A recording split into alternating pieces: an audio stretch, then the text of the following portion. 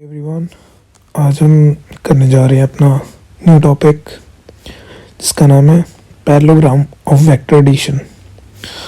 तो parallelogram vector addition basically kinematic का एक इम्पॉर्टेंट पार्ट है। तो इसमें हम ये जानेंगे किस तरह से दो वेक्टर्स को, अगर हम एडजेसेंट वेक्टर्स को एक साथ रखा है तो उनके रिजल्टेंट और डायरेक्शन को किस तरह से आइडेंटिफाई करेंगे। तो आज इसकी हम डेरिवेशन करेंगे कंप्लीट, जिसमें हमारे पास पहले इसकी डेफिनेशन है। It state that if two vectors are along adjacent side, adjacent side वो होते हैं जैसे कि दो साइड्स आपस में एक ही पॉइंट से निकल रही हैं। तो यहाँ पे आप देख सकते हो जो पी इस वाले हमारे पॉइंट से ए और बी और A D both are adjacent side of a parallelogram, then resultant vector is along the diagonal of the parallelogram from the point of contact of the two vectors. This is the point of contact जिसको हम बोलेंगे point A. तो यहाँ से हमारा resultant जो कि ये आ रहा है यहाँ से जा रहा है, तो ए सी हमारे पास यहाँ पे रिजल्टेंट है। तो यहाँ पे हमने इसमें इसकी कंप्लीट डेरिवेशन लिखनी है, किस तरह से हम ड्राइव करेंगे इसके रिजल्टेंट को। तो नॉर्मल हमारा वेक्टर एडिशन क्या बोलता है कि जो कि हमने पढ़ा हुआ है कि अगर हमारे पास दो वेक्टर्स हैं लाइक ए बी और एक वेक्टर का जो एंड है वो दूसरे के स्टार्टिंग पॉइंट के साथ अटैच है, तो हम इसको नॉर्मली कैसे ऐड करते हैं। अगर इसको मैं लेट इट भी नाम दे दूं पी वेक्टर और ये हमारे पास है क्यू वेक्टर, तो इसको सिंपली हम इसके रिजल्टेंट को बोलेंगे P plus Q that is equal to R. But हमारे पास यहाँ पे प्रॉब्लम ये है कि हम इसका एग्जैक्ट, अगर हम ये हमने ट्रायंगल में पढ़ा था, इसका एग्जैक्ट अगर मैग्नीट्यूड निकालना चाहते हैं तो किस तरह से निकालेंगे। फॉर दैट हम इसको स्टार्ट करेंगे। सो ड्राइव करेंगे। सबसे पहले हमने यहाँ पे देखा हमारे पास एक राइट एंगल ट्रायंगल बन रही है, that is A C E. We want to calculate और रिजल्टेंट बेसिकली है। तो हमें एक राइट एंगल ट्रायंगल को यहाँ पे देखना पड़ेगा जो कि हमें यहाँ पे दिख रही है, that is kind of this one. यहाँ पे ए पॉइंट, ये सी है और ये हमारा ई, और यहाँ से एक ऐसा हमारा पास पॉइंट है बी। तो हमारे पास जो ये परपेंडिकुलर यहाँ पे ड्रॉ हो रहा पॉइंट ई पे, हमने यहाँ पे इस राइट एंगल ट्रायंगल को कंसिडर करके पाइथागोरस सिंपल अप्लाई करके इसको सॉल्व करना है। So first of all we apply a Pythagoras to triangle A C E. So from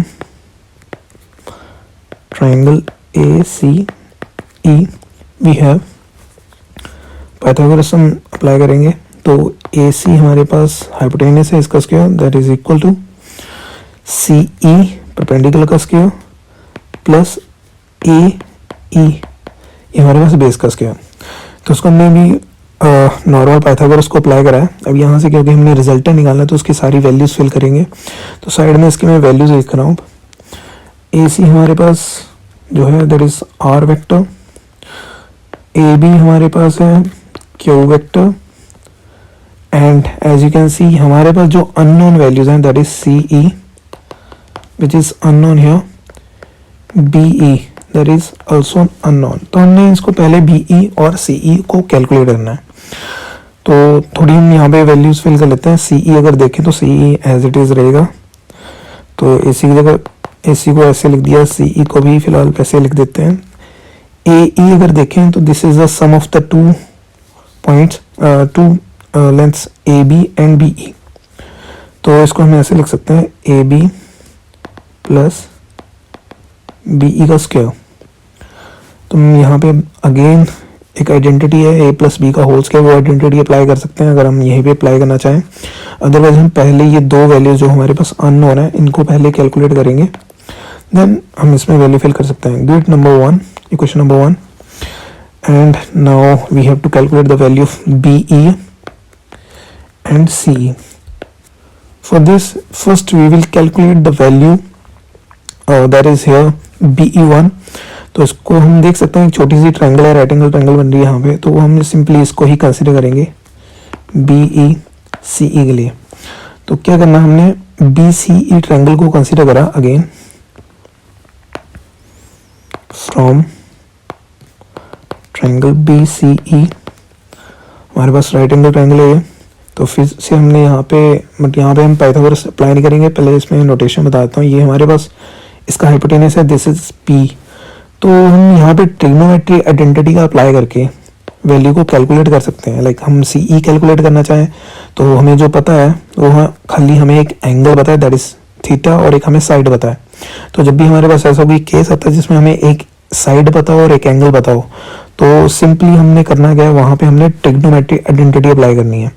तो ट्रायंगल BCE में हम ट्रिग्नोमेट्री आइडेंटिटी अप्लाई करेंगे। तो अगर हमने परपेंडिकुलर कैलकुलेट करना है दैट इज CE, तो साइन थीटा हमें पता है, sign theta this is the relationship between perpendicular and hypotenuse. तो P आपके पास है यहाँ पे CE और हाइपोटेनियस हमारे पास है BC। तो CE की वैल्यू हमने कैलकुलेट करनी, CE की वैल्यू कैलकुलेट करनी है, तो CE को हम वहीं रखेंगे, BC को उठा के हम मल्टीप्लाई में यहाँ पे भेज देंगे। तो बन गया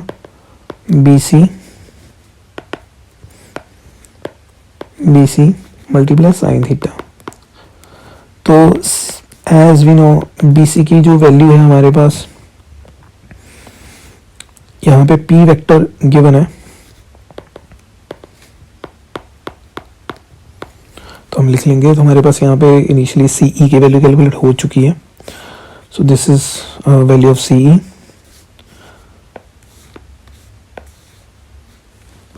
एंड द नेक्स्ट वन, अभी सेम ट्रायंगल में हमने cos theta, similarly cos theta हमने कैलकुलेट करना है। तो cos थीटा के लिए हमें पता है कि बेस अपॉन हाइपोटेनियस, तो B अपॉन H का यूज करेंगे। तो B हमारे पास क्या था, BE, और हाइपोटेनियस अगेन हमारे पास सिमिलर रहेगा BC, again the similar method for the BE। ये क्वांटिटी हमारे पास जो है इधर मल्टीप्लाई में चली जाएगी, तो बन जाएगा BE that is equal to BC cos theta. Now we have a point BE, as we know BC is equal to P vector and this is cos theta. So now we have two unknown values, that is CE and BE. So put these two equation in equation number 1, we will get the value, that is first equation, first we will write becomes, क्या बन जाएगी first equation हमारे पास, AC square था तो AC square की जगह मैं value लिख रहा हूँ R वेक्टर का मैग्नीट्यूड का square, and then CE square हम देख लेते हैं पहले, CE स्क्वायर किसके बराबर था, this is unknown value, CE हमने निकाल लिया है, दिस इज अननोन, और यहाँ पे हमने CE को कैलकुलेट कर लिया। तो इसकी वैल्यू हमारे पास P vector sine theta, P vector sine theta, and we put mod here. Mod basically ये हमारे मैग्नीट्यूड को रिप्रेजेंट करता है। हम यहाँ पे स्क्वायर भी अप्लाई कर रहे हैं, तो इसके बाद क्वांटिटीज को आगे लिखेंगे। यहाँ पे बेसिक वेक्टर्स के फॉर्मूलेस या उनके जो बेसिक प्रिंसिपल है उन्हीं को इम्प्लीमेंट करने के बाद सॉल्व कर रहे हैं। तो हमारे पास AB प्लस BE है। नेक्स्ट पॉइंट, AB हमारे पास क्या था, that is Q vector, and BE जो हमने अभी निकाला है P vector cos theta and उसका ये स्क्वायर। सो सिंपली यहाँ पे आइडेंटिटी अप्लाई करेंगे, तो यहाँ पे R स्क्वायर मोड को हम सिंपली R स्क्वायर लिख सकते हैं, उसी तरह P square sine square theta इसको लिखा जा सकता है, तो ये बन जाएगा। हाँ, यहाँ पे हमारे पास जो ये क्वांटिटी है Q वेक्टर प्लस PA, ये हमारे पास A प्लस B का होल स्क्वायर इसकी तरह वर्क करेगी। तो हम इस आइडेंटिटी को अप्लाई करेंगे, A प्लस B का whole square that is Q vector का whole square plus P vector cos theta का होल स्क्वायर, फिलहाल इसको ऐसे लिख देंगे, plus 2P vector Q vector cos theta. Now we have P square sine square theta plus Q square, और हमारे पास है अभी P square cos square theta plus 2P vector Q vector cos theta. So हमारे पास again यहाँ से देख सकते हो हमारे पास कॉमन वैल्यू है एक ये और ये, यहाँ से दोनों के पास से P स्क्वायर कॉमन है, दोनों में से P स्क्वायर को कॉमन निकालो, क्या बचेगा, sine square theta plus cos square theta and Q square as it is plus 2p vector Q vector cos theta. Now as we are very familiar with identity, that is cosine square theta plus cos square theta, that is equal to 1, so it will become p square only. ये हम यहाँ पे 1 लिख देंगे क्योंकि अभी इन दोनों की वैल्यू 1 के बराबर है, इक्वलेंट है ये, तो 2p vector q vector cos theta and this is r square. So next r square plus p square plus q square 2p vector q vector,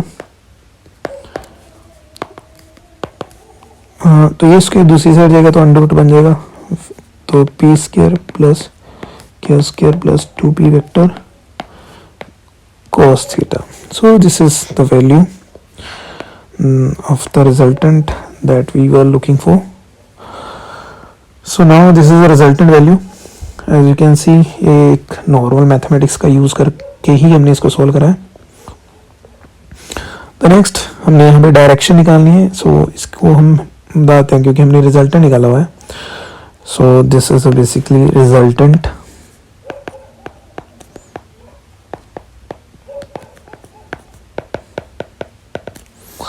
now we are going to calculate the direction of the resultant.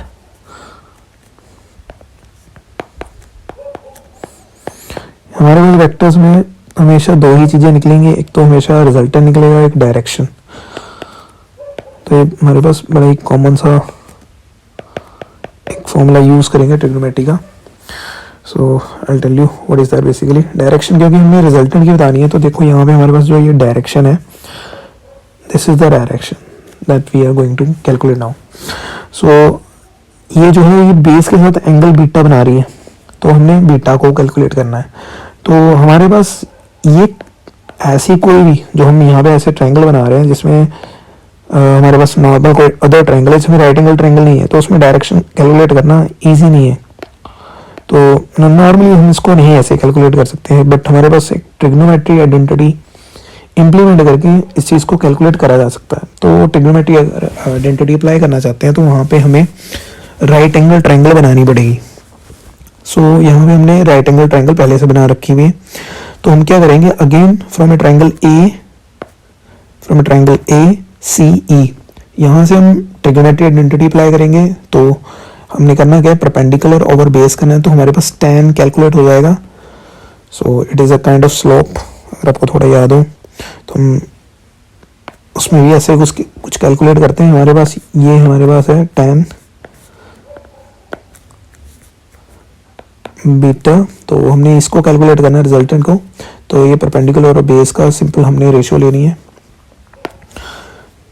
तो क्या बनेगा, tan beta that is equal to perpendicular over base. तो perpendicular हमारे पास क्या था, एक बार इसको देख लेते हैं. हमारे पास ये था पॉइंट ए सी और दिस इज ई. सो हमारे पास बनेगा सी ई अपॉन ए ई.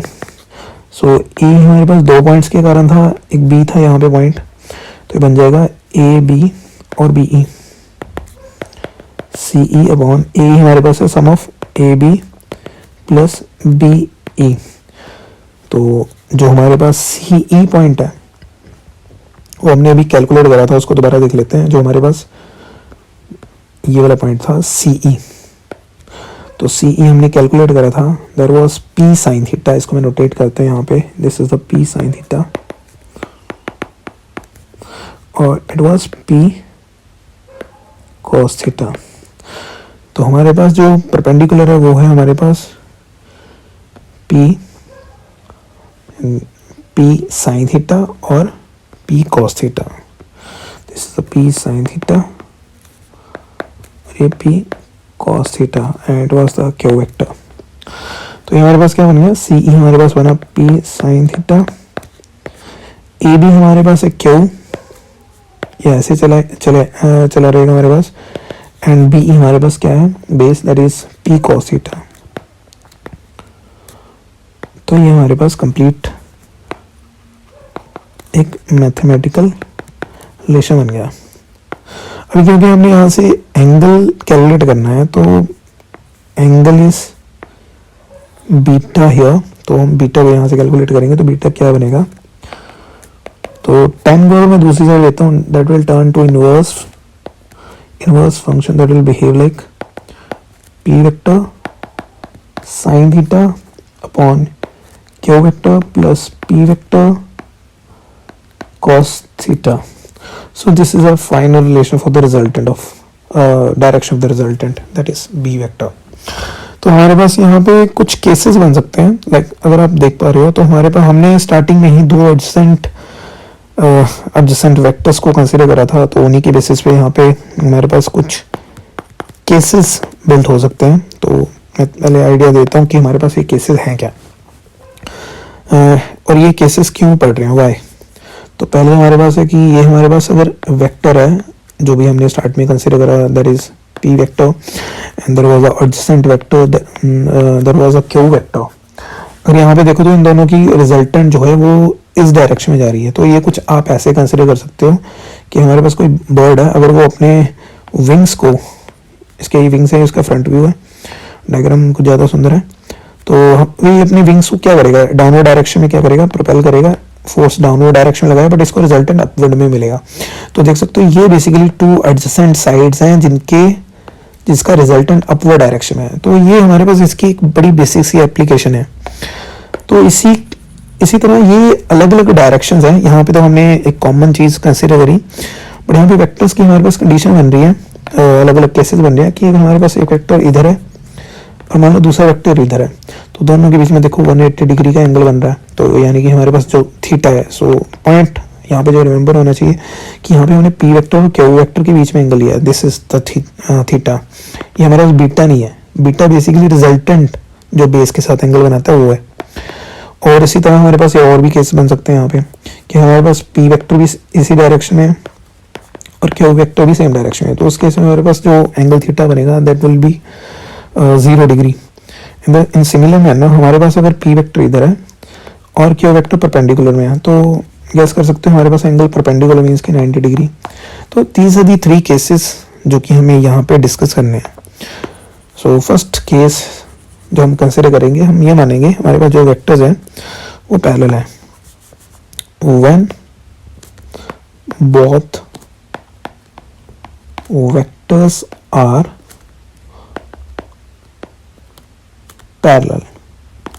अगर हमारे पास दोनों वेक्टर्स पैरेलल हैं, यानी कि हमारे पास एक वेक्टर p वो भी इसी डायरेक्शन में और q भी सेम डायरेक्शन में, तो हमारे पास एंगल क्या बनेगा, अभी हमने डिस्कस करा, दैट इज एंगल 0 डिग्री. अगर एंगल 0 डिग्री है तो इसके लिए दोनों चीज़ें हम कैलकुलेट करेंगे. First one is resultant. तो रिजल्टेंट अभी आपने देखा था, रिजल्टेंट किसके बराबर था, that was p vector plus q vector plus p vector 2p and cos theta. So as you can see theta is here 0 degree, तो हम यहाँ पे 0 फिल करेंगे, तो p plus q square plus 2p vector and cos 0. तो cos 0 जिनको नहीं पता, cos 0 होता है हमारे पास 1. ट्रिग्नोमेट्री वैल्यूज हैं, ट्रिग्नोमेट्री टेबल से आपको मिल जाएंगी, तो ये आपकी बुक में मेंशन भी होती हैं वैल्यूज. यहाँ पे हमारे पास है p वेक्टर, अभी cos 0 जैसे बता दिया हमारे पास है 1 के बराबर, तो p square q square plus 2p vector q vector, ये हमारे पास एक वैल्यू बन गई. तो अगर आप थोड़ा सा इसको आइडेंटिफाई करो, मतलब देख पा रहे हो, तो ये हमारे पास एक आइडेंटिटी की तरह वर्क कर रहा है. आइडेंटिटी कौन सी, a प्लस बी का होल स्क्वायर की तरह. तो a प्लस बी का होल स्क्वायर क्या होता है, a square plus B square plus 2ab kind of. तो ये इसकी आइडेंटिटी बन रही है, तो हम इसको ऐसे लिख सकते हैं p vector plus q vector उसका होल स्क्वायर. तो ये हमारे पास इसके रिजल्टेंट की वैल्यू बन गई. In similar manner we want to calculate the angle beta.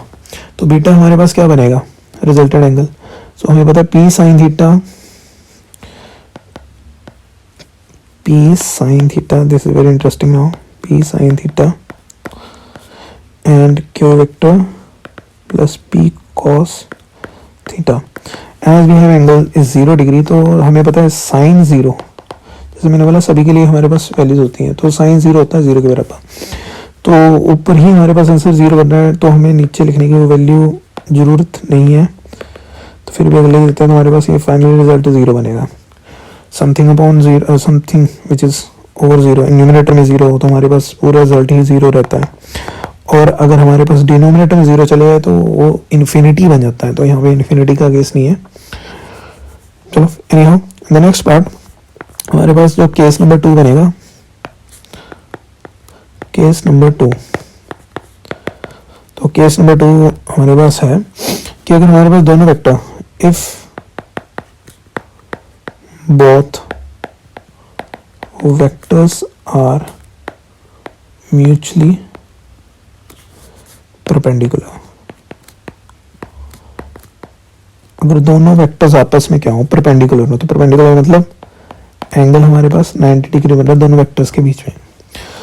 तो हमारे पास जो दोनों वेक्टर्स हैं उनके बीच में जो एंगल्स हैं वो बना लेते हैं। तो यहाँ पे डायग्राम कुछ ऐसी बनेगी, पी वेक्टर अगर इधर को कंसीडर करा, क्यू इधर होगा, तो दोनों के बीच में एंगल हमारे पास 90 डिग्री है। तो इसका केस क्या बनेगा, सिंपली रिजल्टेंट लिखेंगे P square plus Q square 2 vector Q vector. अच्छा यहाँ पे cos 90 हमें पता है, cos 90 लिख देता हूँ, cos 90 जो होता है 0 के बराबर होता है, तो हमारे पास सिंपली क्या बन जाएगा यहाँ पे 0, cos 90 0 है, क्योंकि यहाँ पे लिख देता हूँ फिर भी cos 90, तो cos 90 हमारे पास क्या बनेगा 0, तो 2p वेक्टर क्यू वेक्टर पूरे टाइम यहाँ पे 0, तो हमारे पास p vector plus q vector ही बचेगा। So this is the result for the r, and similarly for the angle beta, that is p sin theta, p vector sin theta, तो उसको 90 फिल करेंगे, q vector plus p vector cos 90, as I told you cos 90 हमारे पास 0 होता है, similarly sin 90 1 होता है। तो यहाँ पे p वेक्टर ऊपर आएगा और नीचे q वेक्टर आएगा और साथ में 0, बिकॉज cos 90 0 रहता है। तो रिजल्टेंट जो बने वेक्टर जो बनेगा, डायरेक्शन वेक्टर बनेगा हमारे पास p vector upon q vector. The similar and the last one, that is case number 3rd, that is what if both vectors are opposite each other, if both vectors are opposite to each other, तो अगर दोनों vector ही opposite है तो ये कुछ इस तरह से दिखेगा हमारे पास। मेरी राइटिंग बहुत सुंदर है, थोड़ा कॉम्प्रोमाइज़ करो। तो theta is equal to 180 degree, तो हमारे पास एंगल 90 डिग्री है। अभी इसको हो फिल करेंगे, this is p vector, this is Q vector, resultant that is again P square plus Q square, वही रिपीटेड वैल्यूज, बस एंगल का ही डिफरेंस है, cos 180 डिग्री।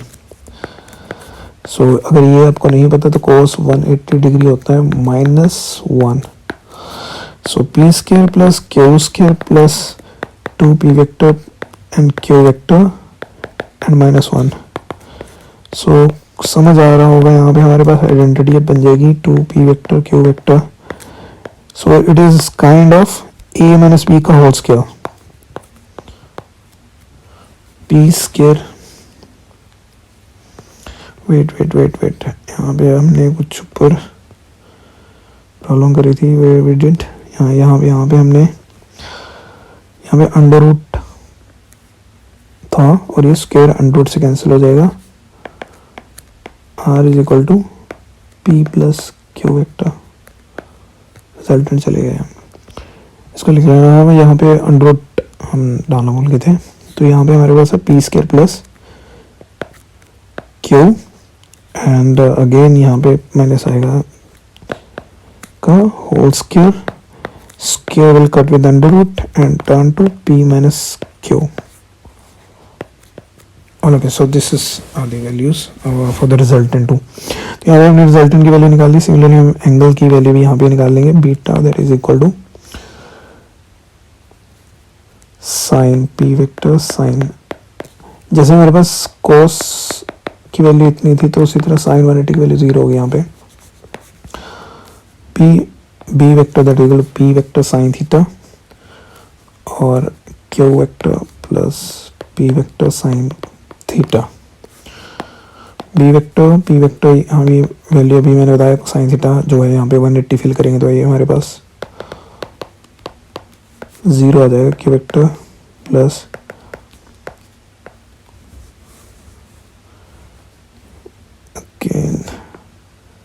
साइन,